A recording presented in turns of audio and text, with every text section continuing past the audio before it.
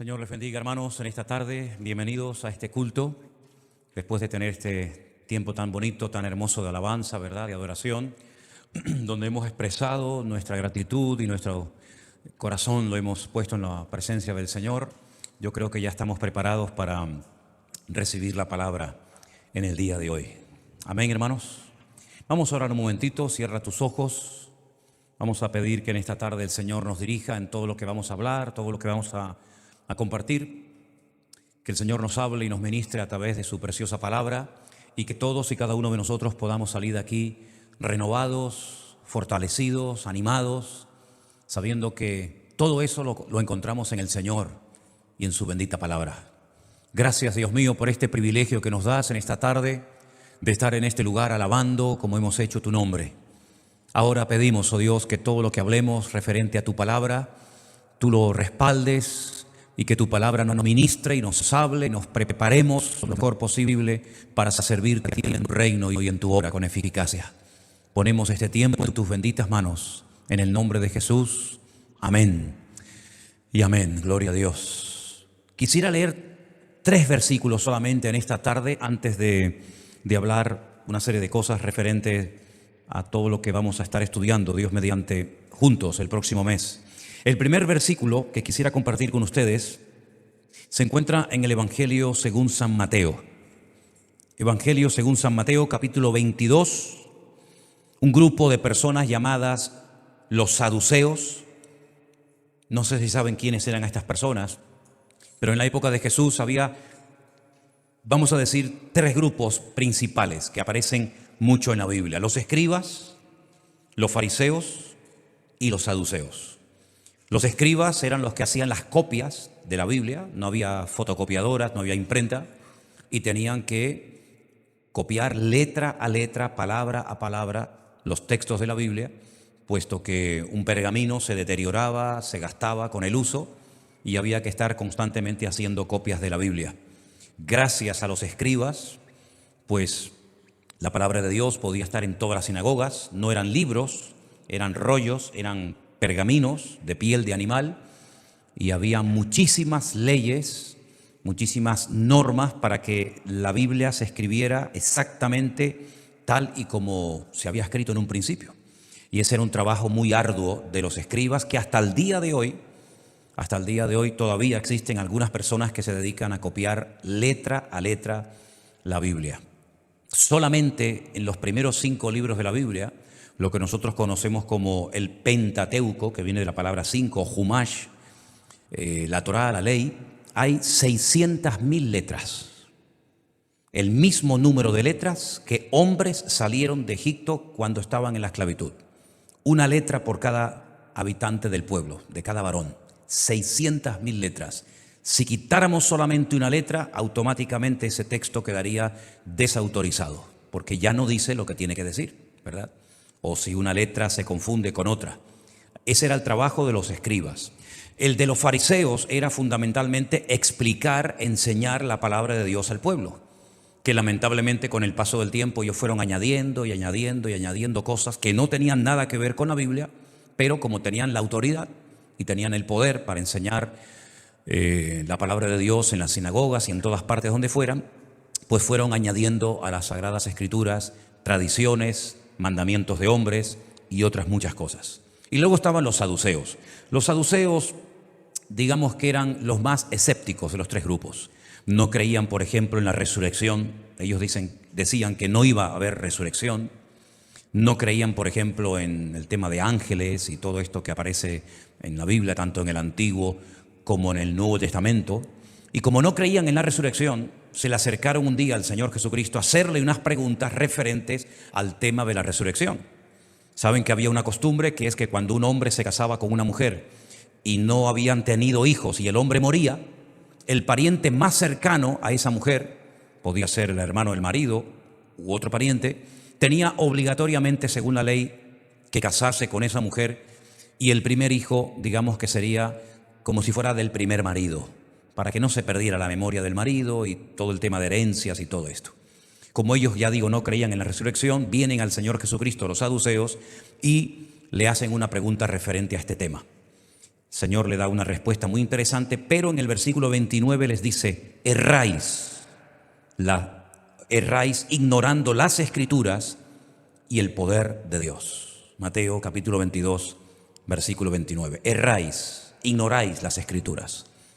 Como nosotros no queremos que el Señor diga eso de nosotros, vamos a escudriñar, vamos a estudiar las Sagradas Escrituras para que no nos pase lo que le pasó a los saduceos, que por ignorar, por desconocer la palabra de Dios, comenzaron a creer en cosas incorrectas, como le pasa a mucha gente que comienzan a practicar, comienzan a creer en muchas cosas, creyendo que con esas prácticas, con esas tradiciones, agradan a Dios, y más bien todo lo contrario. Así que quédense con estas palabras del Señor Jesucristo.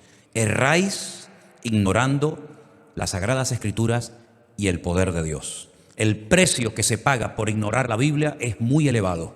Podemos llevar nuestra vida, nuestra familia a la ruina por ignorar los principios y las enseñanzas de la palabra del Señor. El segundo texto que les quiero leer se encuentra en el Evangelio según San Juan, el capítulo 5. Ahora son los fariseos los que le hacen una serie de preguntas y de interrogatorios al Señor, y en el versículo 39 el Señor les dice a los fariseos, escudriñad o inquirid, estudiar las Escrituras, porque a vosotros os parece que en ellas, como dice aquí, tenéis la vida eterna, y ellas son las que dan testimonio de mí. ¿Queremos conocer al Señor? ¿Queremos servir al Señor con eficacia? ¿Queremos hacer las cosas decentemente y con orden? ¿Dónde puedo aprender entonces a agradar a Dios? ¿Dónde recibo la información correcta? Que a veces puede ser que algo que lea de la Biblia choque frontalmente con una tradición que hemos tenido toda la vida. Pero yo siempre digo, si en un momento determinado de nuestra vida algo que hemos creído o practicado no es bíblico y nos damos cuenta de que lo que hemos estado haciendo o practicando no es de Dios, pues de sabios es corregir, dejar atrás el error, pedir perdón y escudriñar, inquirir, estudiar la palabra de Dios, las Sagradas Escrituras, para que de esa manera podamos conocer al Señor y servirle con eficacia. Amén, hermanos. Y el tercer versículo, muy conocido, se encuentra en 2 de Timoteo. 2 de Timoteo, el capítulo 3, versículos 16 y 17. Me gustaría que todos juntos, con voz fuerte, leamos este versículo todos juntos en este momento. Vamos. Toda la Escritura es inspirada por Dios y útil para enseñar, para redarguir, para corregir, para instruir en justicia, a fin de que el hombre de Dios sea perfecto, enteramente preparado para toda buena obra. Que seamos completos, que no nos falte nada a la hora de poder servir al Señor con eficacia. Las buenas intenciones, los buenos deseos están muy bien, pero a veces, queriendo hacer algo bueno, podemos equivocarnos. Así es que lo mejor es que conozcamos la palabra de Dios, que nos dejemos guiar por ella, que nos dejemos instruir por ella, y de esa manera cuando hagas algo, cuando compartas algo, no vas a correr el riesgo de estar enseñando al revés de lo que la Biblia enseña. Así que quédense con estos 3 versículos que nos van a venir muy bien para este proyecto que tenemos, Dios mediante, para el próximo mes. Yo les pedí a través del grupo de WhatsApp de la iglesia, veo que muchos de ustedes lo han traído, yo les pedí que trajeran el libro que hemos fotocopiado para comenzar juntos a estudiarlo a partir de ahora, de octubre, que ya está, creo que el domingo ya es 3 de octubre, ¿no? ¿Verdad? Sí, el domingo ya es el primer domingo del mes de octubre. En este libro que hemos fotocopiado, he sugerido, y espero que lo hagamos así, que lo hagamos en familia, ¿vale? Lo podríamos hacer individualmente, que el papá tuviera un libro, la madre otro, los hijos otros, pero yo pienso que va a ser muy bonito que se junten las familias y hagan las lecciones cada día. Yo le había propuesto al pastor Marcos, con el cual estuve hablando esta mañana, que podríamos, por ejemplo, proponernos hacer una lección cada día, por ejemplo, de lunes a viernes. ¿Les parece? Serían 5 a la semana. Lunes, martes, miércoles, jueves y viernes, y luego sábado y domingo, entre comillas, descansamos, ¿verdad? Entonces, la idea es, el día 1 de octubre se hace la lección número 1. El día 2 de octubre, la lección número 2, y así sucesivamente. Los que han traído el libro, les voy a pedir que por favor lo abran en las primeras páginas para que veamos las lecciones, los pasos, como dice aquí que vamos a estar estudiando. Página número 3. Y antes de leer el título de cada una de las lecciones, yo les propongo lo siguiente. Establezcan un día y una hora para hacer la lección juntos.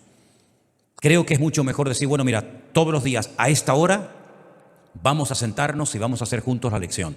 Y no un día por la mañana, otro día por la tarde, un día por la noche, sino decir, mira, todos los días a esta hora vamos a hacer lo posible para sentarnos juntos, sin la televisión encendida, sin los ordenadores, etcétera, y estudiar juntos como familia la lección que corresponde. ¿Estamos de acuerdo, hermanos?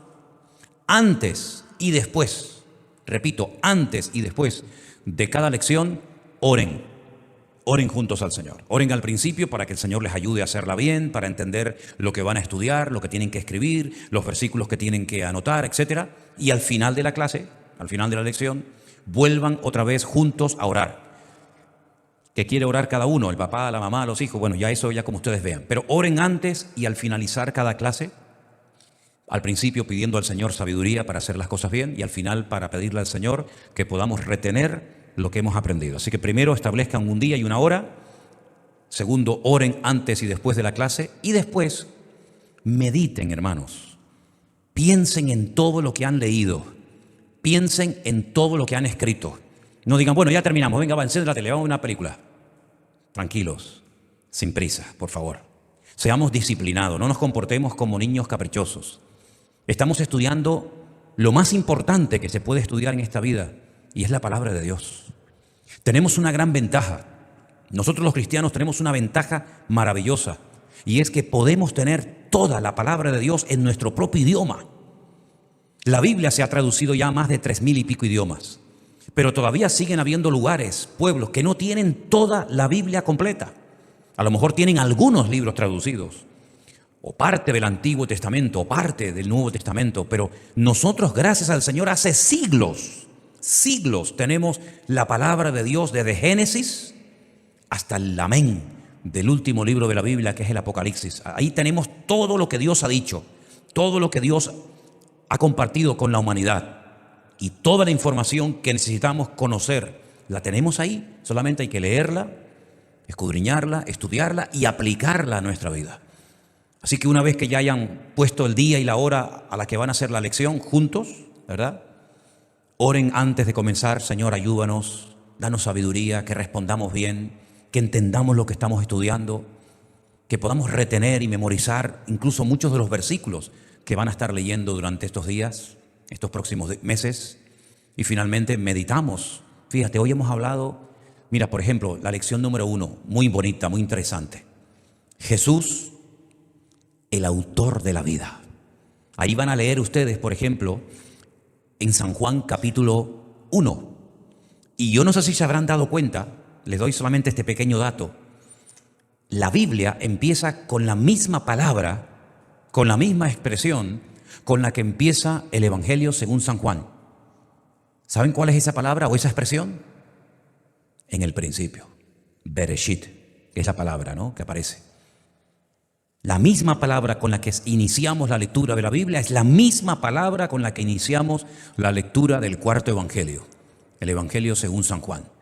Con la diferencia de que en Génesis 1:1 dice, en el principio creó Dios los cielos y la tierra, y ese nombre que aparece en Génesis 1:1 es, ¿cuál? Elohim, Bereshit bara Elohim et hashamayim ve'et haaretz. El nombre que aparece ahí en el primer versículo de la Biblia es Elohim.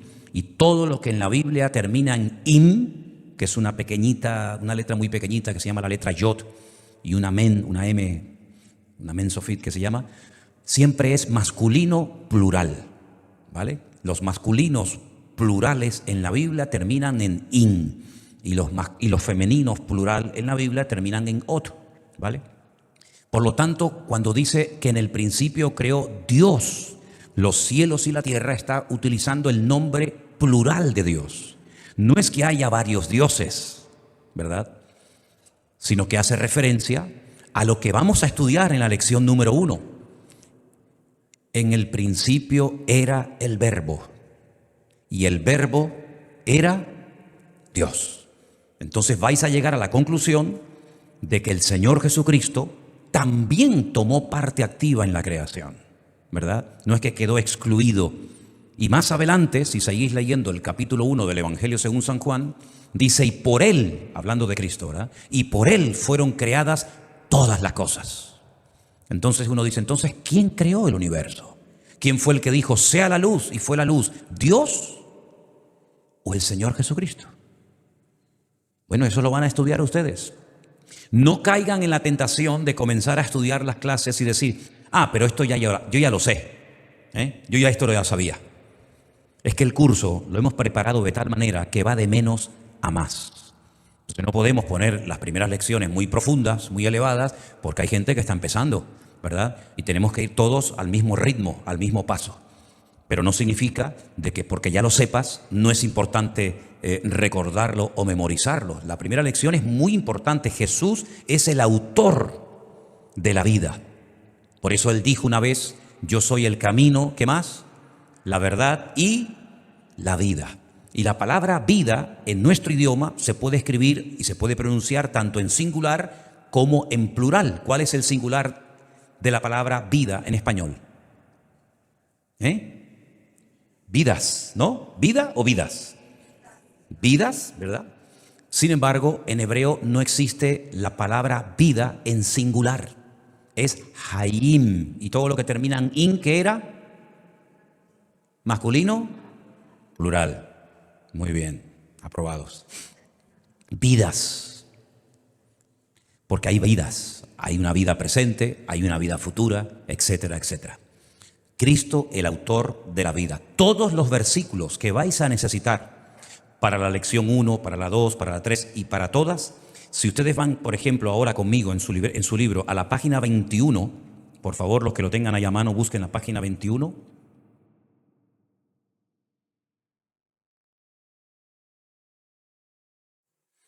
Allí, en la página 21, pone arriba, pasajes bíblicos para acompañar cada lección. Y pone, paso 1, lección 1. Y tienen todos los versículos que van a necesitar para hacer la lección número 1. Los tienen aquí en el libro o pueden utilizar la Biblia directamente. ¿Vale? No hay ningún problema. Pueden utilizar la Biblia o pueden ir a la página 21 y ahí encontrar todos los versículos que van a necesitar para hacer la lección número 1. Y si se dan cuenta, un poquito más abajo, en la página 21 que pone paso 2. Quiere decir que esos son los versículos que ustedes van a utilizar para hacer la lección número 2 y así sucesivamente. Yo les propongo algo, no lo dice el libro, pero yo os lo voy a proponer. Que en cada lección que hagáis, desde la 1 hasta la 6, en cada lección aprendan un versículo de memoria de los que han tenido que leer. ¿Qué les parece? Ahora nadie habla. El día que hagan la lección número 1, van a tener que apuntar una serie de versículos o de leer varios versículos. Elijan el que quieran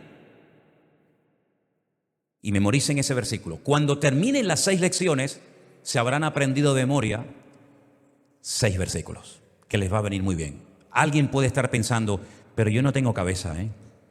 Yo veo que todos tienen cabeza, ¿eh? Yo no veo a nadie que haya venido sin cabeza a la iglesia. Todos tenéis cabeza para aprender como mínimo por cada lección un versículo. ¿Sí o no? ¿Lo vais a intentar? Bueno, ya se verá en su momento entonces. Vamos, por ejemplo, a la lección número 1. Vayamos a la lección número 1, que está en la página número 6, para explicarles un poquito cómo va el tema. Jesús, el autor de la vida, es el título de la lección. Ahí tienen ustedes una serie de expresiones donde tienen que poner falso o verdadero. Después, cuando nos reunamos para evaluar las clases y para cualquier pregunta o cosa que nos haya quedado clara, vamos a ver si pusiste correctamente la palabra falso o verdadero. Leamos solamente la primera frase. Hoy la mayoría de la gente está deseosa de tener una vida mejor. ¿Falso o verdadero?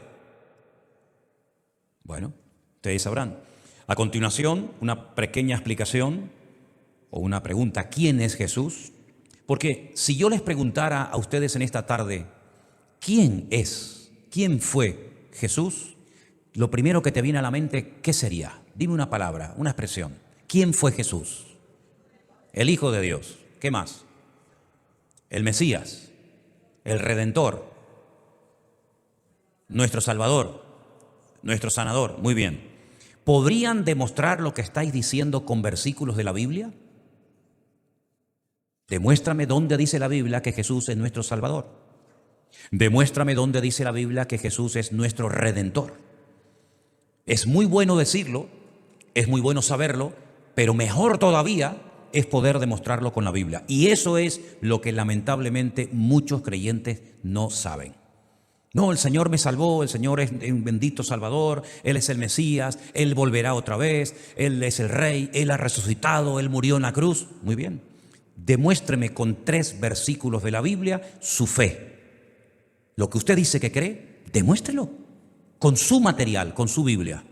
Y eso es lo que yo quiero, que cada uno de ustedes, ¿no se han dado cuenta, hermanos, cuando a veces va algún grupo de alguna secta por ahí y hablan con las personas cómo ellos sacan sus libros, sus revistas, su Biblia, y le dicen: no, porque mira, aquí en Juan 21:4 o Mateo 3:18, ¿cómo saben ellos ir a los versículos que utilizan para enseñar sus doctrinas o sus enseñanzas?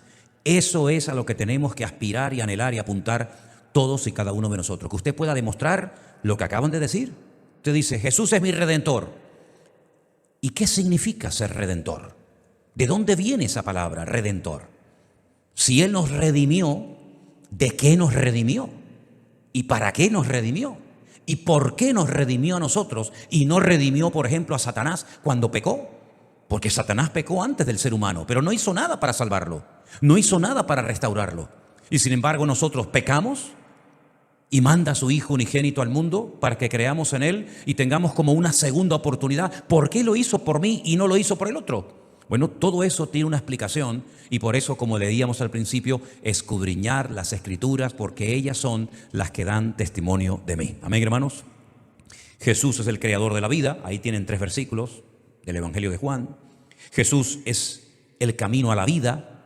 Finalmente hay un problema y ahí plantea, digamos, una sugerencia, una propuesta que hay que leer. Al costado de las páginas, al ladito de las páginas, también hay una serie de cosas que ustedes tienen que leer, ¿vale? Por ejemplo, yo leía hoy estas letras en negro que están en el curso, que son muy interesantes, no sé si lo habéis visto ya. Cuando le dijeron a un predicador muy conocido que tenía poco tiempo para vivir a causa de su enfermedad, miró hacia la montaña, el río y las estrellas que amaba y dijo: tal vez no te veré muchas veces más, pero montaña, estaré vivo cuando tú hayas desaparecido. Gran río, estaré vivo todavía cuando dejes de correr hacia el mar. Y estrellas, estaré vivo cuando hayan caído. ¿Cuántos dicen amén? Esa es nuestra fe, que todo pasará, el cielo y la tierra pasarán, pero su palabra siempre permanecerá y nosotros juntamente con Él.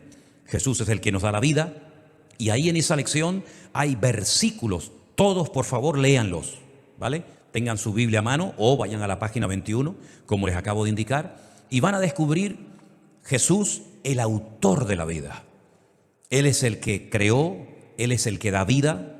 ¿No dice la Biblia en Efesios capítulo 2, creo que es el versículo 8, Él, hablando de Jesús, os dio vida cuando estabais muertos en vuestros delitos y pecados?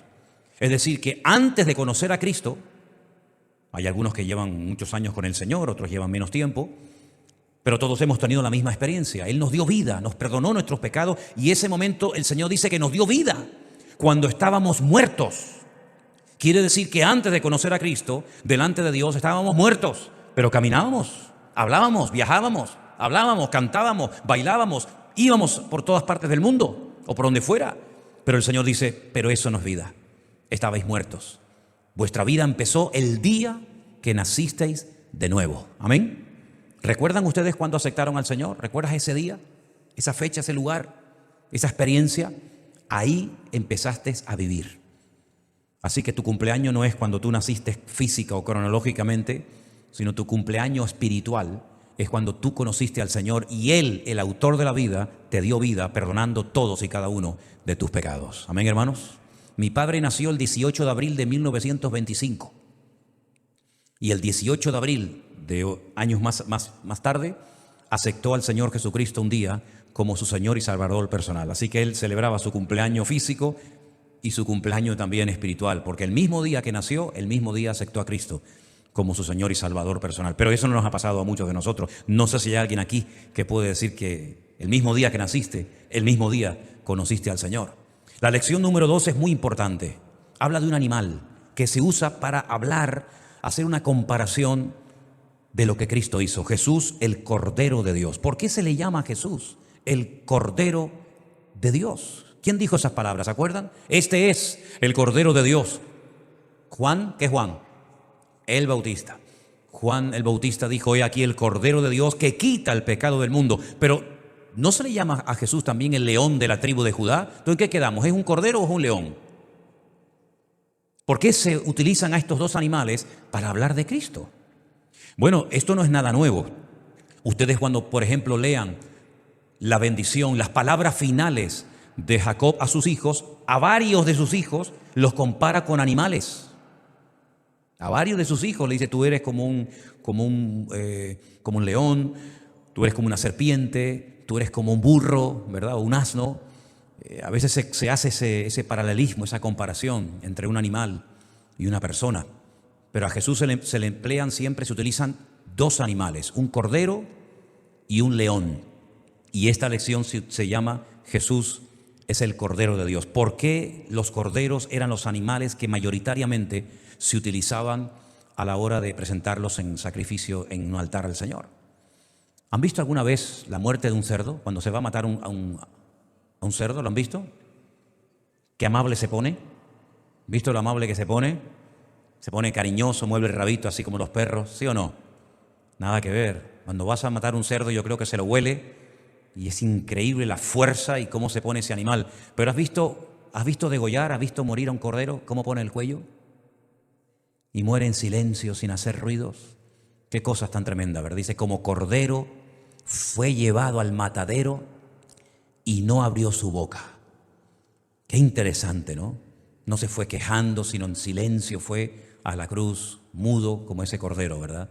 Una lección muy bonita que estoy seguro que vais a aprender mucho. La tercera lección, vamos a estudiar Jesús como el buen pastor.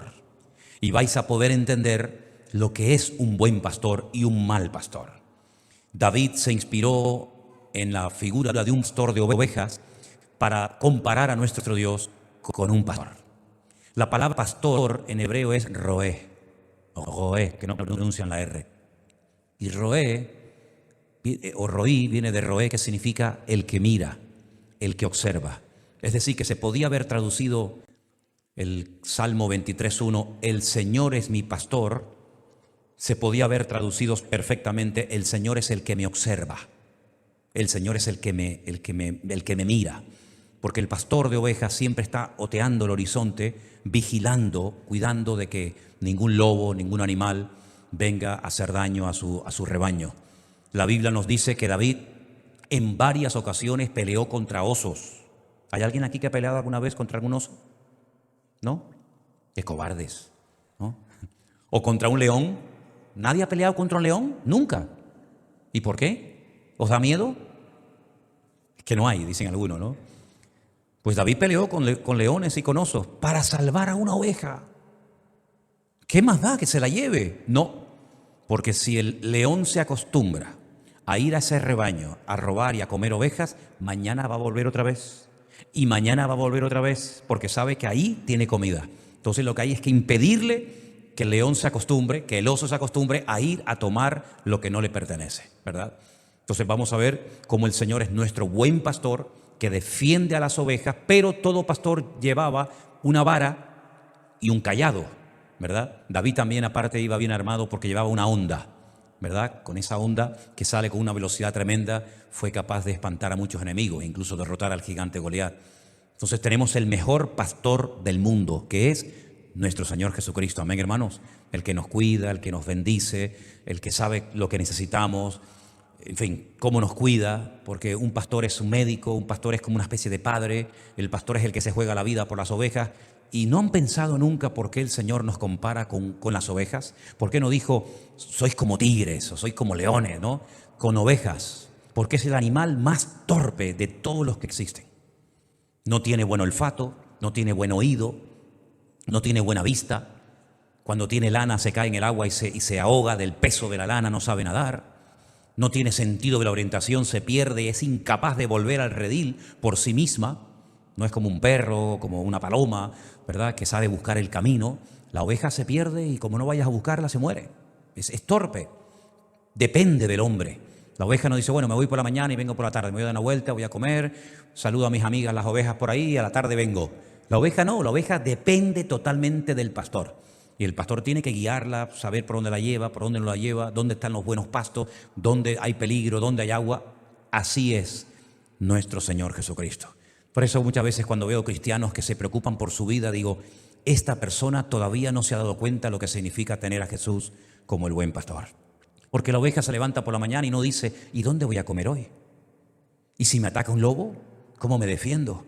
¿Y cómo sabré volver por la noche cuando ya no hay luz? Cuando el sol se ha ocultado, ¿cómo volver? La oveja no piensa nada de eso. La oveja depende totalmente del cuidado, de la ternura, del amor del buen pastor. Y eso es lo que el Señor hace cada día con nosotros. Amén, hermanos. Todos los días el Señor nos cuida. Lo que pasa es que hay cosas que como se repiten tan a menudo, no las consideramos milagros. El milagro no es solamente algo excepcional donde Dios rompe las reglas y detiene el agua o manda maná del cielo. Los milagros son cada día. Todos los días hay milagros. Pero ya estamos tan acostumbrados a verlos todos los días que no lo consideramos un milagro, un acto de la misericordia de Dios, como por ejemplo que todos los días sale el sol por el mismo lugar y se oculta por el mismo lugar. Y lo lleva haciendo miles de años. Eso es un acto de la bondad de Dios. El poder llenar tus pulmones de aire, de oxígeno, es un milagro de Dios. Imagínate que por 2 minutos el Señor dijera, corto el oxígeno, corto el aire, a ver cuántos quedan en pie. Sería terrible. El Señor es el autor de la vida, es el buen pastor, el que nos cuida, el que nos protege, el que sabe lo que tú necesitas y lo que no necesitas. Sabes si te estás juntando con una buena persona o con una mala persona. Me contó una vez un hermano judío una anécdota muy interesante. En Israel hay muchos rebaños de ovejas, ¿sabes? Muchos. Y también de cabras. Pero es un peligro mezclarlas. Porque el carácter, la forma de actuar, la forma de comportarse de una oveja es completamente diferente a una cabra. La cabra siempre tira ¿a dónde? La cabra tira al monte. La oveja es tontorrona, la oveja es simplona. La cabra, hay algunas cabras que no le des la espalda porque te embiste, ¿no? Y mezclaron rebaños de ovejas y de cabras y ¿saben lo que pasaba? Fue un lío porque las cabras se suben allá arriba y no tienen miedo. Ellas saben bajar, saben trepar, pero las ovejas como suban, después no saben bajar. Y entonces al final las ovejas se estaban comportando como cabras y aquello era imposible de pastorear. Así que decidieron las cabras con las cabras y las ovejas con las ovejas. Como decían aquellos, los niños con los niños y las niñas con las niñas. Así es que el Señor nos ayude a no ser cabras desobedientes y rebeldes, sino a ser ovejas que nos dejemos tratar por la mano de nuestro Dios. Amén, hermanos. Gloria a Dios. La siguiente lección es muy bonita. Habla acerca de la resurrección de Cristo. Nosotros somos, escuchen bien esto, los únicos creyentes del mundo que podemos presumir y decir con la boca bien llena que nuestro Señor Jesucristo, el que murió por nosotros, resucitó y está vivo. Eso no lo pueden decir muchas personas que practican ciertas y determinadas religiones, porque saben que sus líderes murieron y no resucitaron. Pero nuestro Señor Jesucristo está vivo, resucitó al tercer día conforme a las Escrituras. Y por eso nosotros no tenemos en esta iglesia una cruz con un Cristo clavado, porque Él no está en una cruz. Él resucitó al tercer día y sería una incongruencia tener una cruz con un Cristo clavado y después subirte a un púlpito y decirle a la gente que Él no está en la cruz, sino que Él resucitó al tercer día. Entonces, ¿qué quedamos? ¿Está en la cruz o no está en la cruz? Entonces se contradicen, dicen una cosa y luego hacen otra. Por lo tanto, nosotros cuando hemos ido a Jerusalén y hemos ido al jardín de la tumba, entramos a una cueva donde estuvo, pero no está, el Señor Jesucristo. Y cuando temprano en la mañana aquella mujer llamada María Magdalena, que uno la ve que amaba mucho al Señor y que siempre estaba con el Señor y que estuvo con Él al pie de la cruz, pero no se olviden, no se olviden que María Magdalena, el Señor le echó de su cuerpo 7 demonios, Cuidado con eso, Aquella mujer era una mujer muy peligrosa. Por ahí han dicho algunos que era prostituta, eso no lo dice la Biblia, eso es mentira. Si era, por lo menos la Biblia no lo dice. La Biblia no dice que era ramera. La Biblia sí dice que estaba poseída por 7 demonios y fue libre por el poder de Cristo. Ella fue la primera persona en la historia de la humanidad que fue temprano a la mañana, aún era muy oscuro, pero tal vez ella se acordaba de que Él había dicho que resucitaría al tercer día. No fue ni su madre, fíjate, ni Pedro, ni Juan, ni Santiago, pero ella sí fue. Y cuando llega a la tumba se la encuentra vacía. La roca, la piedra enorme de centenares, tal vez de miles de kilos, se había movido. Y no es que el Señor la movió para poder salir. El Señor no necesitaba que le movieran la roca para salir. Se movió la roca para que ustedes puedan entrar, para que vean que yo no estoy aquí dentro. Y comenzó a llorar. Y ella pensaba que habían robado el cuerpo del Señor. Pero un ángel le dijo: María, no llores, no busques entre los muertos al que vive, porque ha resucitado. Gloria a Dios. Y allí lo encontró y allí lo vio. Y fue la primera persona que lo vio resucitado. Qué tremendo. Dice que aún ni había subido al Padre a presentarse, ¿verdad? Y esa lección es de vital importancia. Porque dígame la verdad, si Cristo hubiera muerto en la cruz y no hubiera resucitado, en esta noche, estas canciones tan bonitas que hemos cantado, ¿a quién se las cantamos? ¿A un muerto? ¿Sí o no? Porque le hemos cantado al Señor de todo corazón, ¿sí o no? Claro que sí. Pero si Él está muerto, Él no está aquí. Si Él no resucitó, Él no está aquí esta noche con nosotros. Ni le podemos cantar porque no nos va a oír, porque está muerto. Y nuestros pecados no fueron perdonados. Y los que murieron antes de Cristo, esperando la crucifixión y su resurrección, tampoco sus pecados fueron perdonados. Y nosotros que le estamos esperando que vengan las nubes a llevarnos con Él, pues estamos perdiendo el tiempo, porque si no resucitó, ¿cómo va a venir? Y seríamos la gente más miserable y digna de pena del mundo, porque estamos adorando a un muerto. ¿Se dan cuenta todo lo que se rompe, todo lo que se viene abajo si Él no hubiera resucitado? El cristianismo sería mentira. Los predicadores estarían predicando mentiras. Pero nosotros predicamos verdades como puños. Las crean o no el mundo, porque nosotros sabemos que Él murió y resucitó al tercer día. ¿Cuántos dicen amén? Y está vivo. Y nunca más volverá a morir, sino que volverá con poder y gloria para que todo ojo le vea y toda rodilla se doble y toda lengua confiese que Él es el Señor, para gloria de Dios Padre. ¿Cuántos dicen amén? Denle un fuerte aplauso al Señor en esta noche. Aleluya. Él está vivo. Amén. Amén. Y por eso, cuando entendemos que Él está vivo, vamos a la siguiente lección, la número 5, donde dice: Cristo es mi abogado. Y uno dice: ¿y por qué a Cristo se le llama abogado? ¿Es que acaso yo necesito a un abogado? ¿A un abogado defensor? Porque no dice que es un fiscal. El fiscal está para decir lo malo que ha hecho la persona. El juez para impartir justicia y el abogado en principio para defender al reo. Si la Biblia dice que tenemos abogado para con el Padre, a Jesucristo el justo, es porque alguien me está acusando de algo. Porque si nadie me está acusando de nada, ¿para qué necesito yo un abogado? ¿Quién es el que nos está acusando? ¿Quién es el que señala con su dedo diciendo: esta? Este cristiano. ¿Pero qué dices, hombre? Si ha hecho esto y esto y esto. Y el otro día no sé qué, y yo la vi, que fue, que entró, que dijo, que no sé qué. ¿Quién es el que se encarga de acusarnos delante de Dios? ¿El fiscal? Satanás. El que no quiere que levantes cabeza. El que quiere hurtar, matar y destruir la preciosa obra que el Señor ha comenzado a hacer en tu vida. Y va a estar tratando de sacar los pecados antiguos para condenarte delante de Dios. Y por eso el Señor Jesucristo, que está a la diestra del Padre, cuando Satanás te acuse, Él dirá delante de Dios: Padre, no tiene razón, porque yo morí por ella. Por ese pecado que Él está mencionando, yo ya derramé mi sangre. Está limpia. Madre mía. Es decir, que no solamente vino a este mundo a morir por mí, sino que además delante del Padre me está defendiendo como abogado que no pierde ningún juicio, nada, por amor a mí.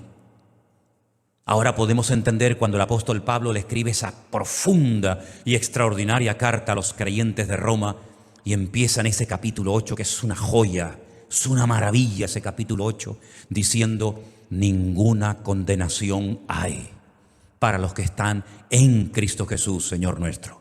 Los que ya no andan conforme a la carne, sino conforme al Espíritu. Porque los que andan bajo la carne no son de Dios, pero los hijos de Dios son aquellos que son guiados por el Espíritu de Dios. ¿Cuántos dicen amén? Un abogado es una maravilla, tener a alguien que me defienda delante de Dios. Ojo, me defiende siempre y cuando el pecado que practiqué o los pecados que practiqué ya no los siga practicando, porque entonces lo llevas claro.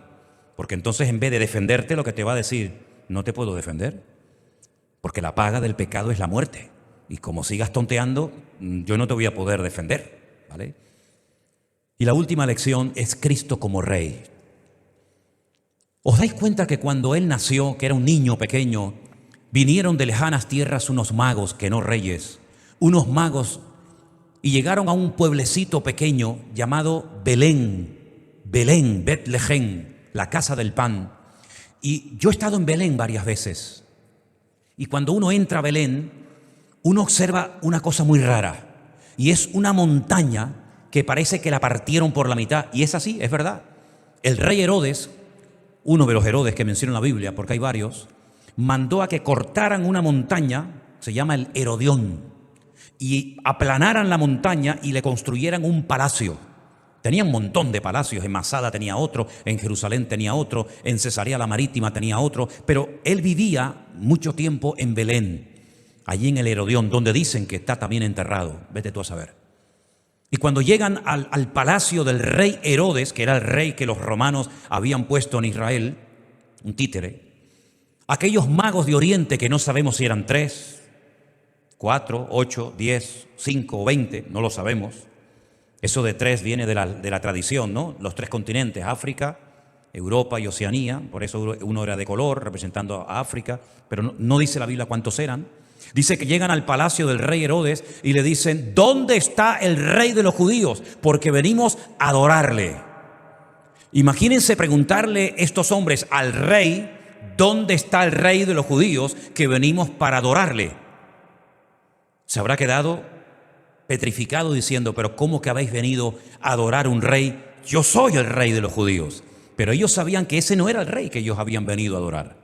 Y añaden un dato muy interesante: porque su estrella hemos visto en el oriente y venimos a adorarle. Y entonces Herodes dice: oye, ¿esto que me está diciendo esta gente, esto qué es? Llama a los escribas, llama a los religiosos de la época y les pregunta: ¿dónde dicen las Sagradas Escrituras? Porque Herodes era medio judío y también conocía algo de las Escrituras. ¿Dónde dicen los profetas que tenía que nacer el Cristo? ¿Lo dice ahí en la Biblia? ¿Hay algún versículo? Y le dicen: sí, hay un profeta llamado Miqueas que fue inspirado sobrenaturalmente por el Espíritu Santo, y él dijo exactamente el lugar, no el nombre. El nombre lo recibió Isaías, pero el lugar lo escribió y lo profetizó Miqueas. ¿Y qué dice? Dice: y tú, Belén Efrata, pequeña para estar entre las tribus de Israel, ¿verdad? Tú, Belén. Es decir, que tenía que nacer en Belén. Y allí fue donde nació el Señor Jesucristo, en Belén de Judea. El Rey de Reyes y el Señor de los Señores nació allí, y ya desde antes de predicar, antes de hacer milagros, ya unos hombres de lejanas tierras preguntaron por el Rey de los judíos. Y qué curioso que eso fue a la hora de nacer, pero a la hora de morir, otro gentil, no judío, cuando lo crucificaron, dijo: quiero que pongan encima de la cruz un cartel, quiero que me lo pongan en latín, que era el idioma de los romanos, quiero que me lo pongan en griego, que era el idioma internacional de la época, que prácticamente todo el mundo conocía, y quiero que también lo pongan en hebreo, para que los religiosos sepan cuál es la causa y quién es esta persona que está muriendo en la cruz. ¿Y saben lo que mandó a escribir él? Que lo pone en las cruces, cuando vemos por ahí INRI, ¿no? Que significa Jesús Nazareno, Rey de los Judíos, ¿verdad? Este es el Rey de los Judíos.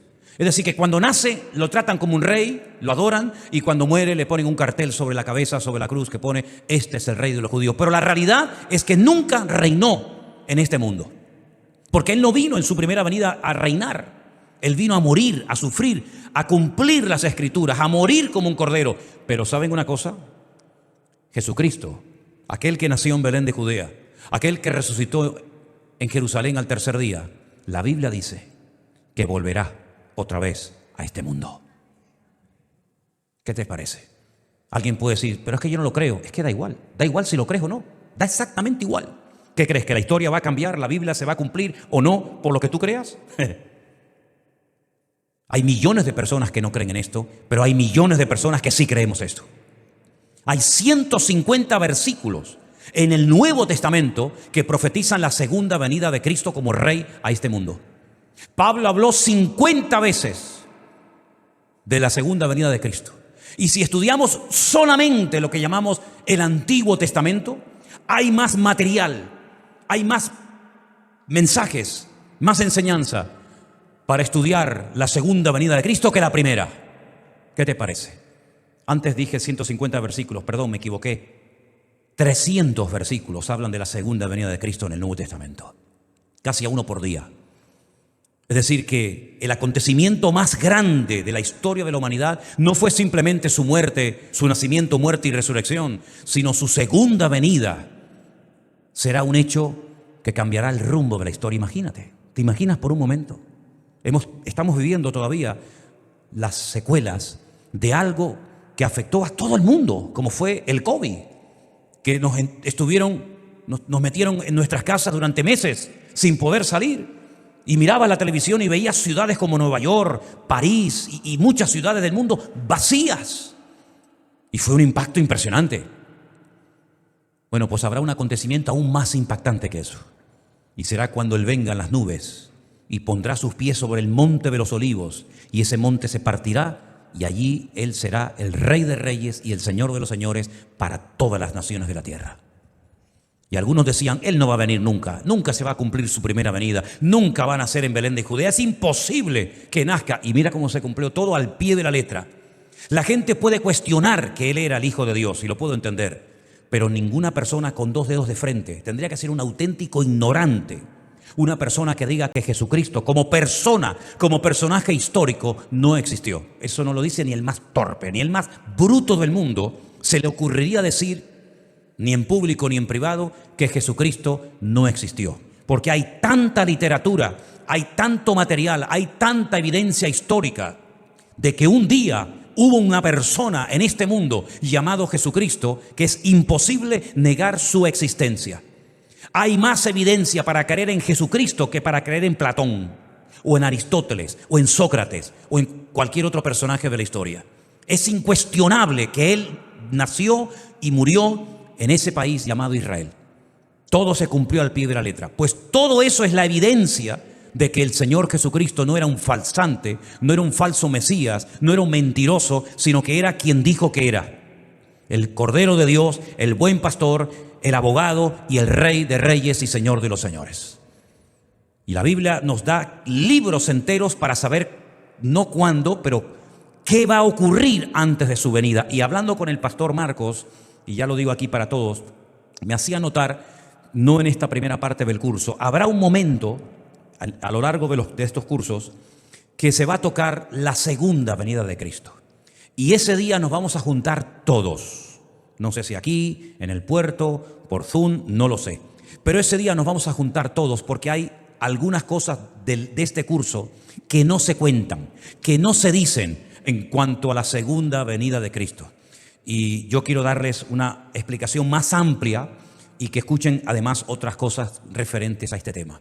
Quiero animarles a todos a que a partir del 1 de octubre comencemos a estudiar este curso. Cada día hagan la lección juntos. Busquen un tiempo, una hora, oren antes y después de cada clase, mediten y reflexionen y como tarea adicional, apréndanse un versículo de cada una de las lecciones. Y estoy plenamente convencidos de que vamos a disfrutar muchísimo, porque esto no es una cosa que lo vamos a hacer 2 o 3 hermanos y los demás ni se van a enterar. Vamos a hacerlo todos juntos, nuestros hermanos del Puerto de la Cruz, hermanos de la iglesia virtual, centenares de hermanos de nuestra iglesia virtual en todo el mundo lo van a estar haciendo juntamente con nosotros. Nosotros aquí en Santa Cruz, en este viaje que los hermanos han hecho a la península, también hay hermanos que lo van a hacer. Por lo tanto, disfrutemos. No podemos decir todos los días a esta hora vamos a estar juntos para hacer la lección, porque eso es imposible, porque unos lo harán por la mañana, unos por la tarde, unos por la noche, pero todos lo vamos a hacer con la ilusión de aprender cada día más y más del Señor. Y por ejemplo, un día te acercas a cualquier hermano de la iglesia y le dices, oye, ¿hiciste la lección número 1? Sí, sí, claro. ¿Qué versículo te aprendiste tú? Yo me aprendí yo me aprendí otro. Mira, yo me aprendí el mismo que tú. Es decir, comuníquense, háblense entre ustedes, porque vamos a disfrutar muchísimo de este estudio que por primera vez lo hacemos todos juntos. Y todos juntos vamos a ir al mismo paso, aprendiendo cada día más y más de nuestro Dios y de su palabra. ¿Cuántos dicen amén? Gloria a Dios. Nos ponemos de pie, hermanos, en esta tarde y le damos gracias al Señor por este material del cual podemos disfrutar y que estoy convencido que va a ser de mucha bendición a las familias de cada uno de nosotros. Gracias, Señor Jesús. Señor, te damos muchas gracias por este privilegio tan maravilloso que nos das de estudiar juntos tu palabra. Señor, te pedimos que nos des esa disciplina diaria para que nada impida que cumplamos cada día con las lecciones que tenemos que hacer, Señor. Ayúdanos, Señor, nuestro espíritu, nuestra mente, todo nuestro ser, a captar y a interiorizar las verdades que vamos a ir aprendiendo cada semana, Señor.